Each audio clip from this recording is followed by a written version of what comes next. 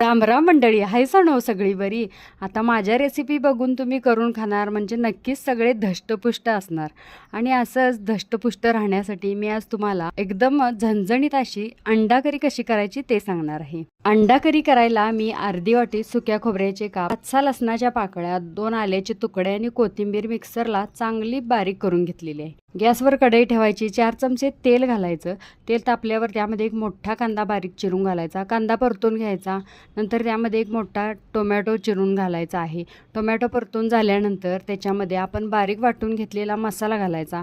मसाल्याला थोडं तेल सुटल्यानंतर त्यामध्ये कोल्हापुरी कांदा लसूण मसाला, लाल तिखट, हळद आणि गरम मसाला घालून चांगलं परतून घ्यायचं. आणि आपल्याला हवं आहे तेवढं पाणी घालायचं. चवीनुसार मीठ घालायचं. आपण उकडून घेतलेली जी अंडी आहेत त्या अंड्यांना काप देऊन त्या अंडी घालायची, वरून कोथिंबीर घालायची.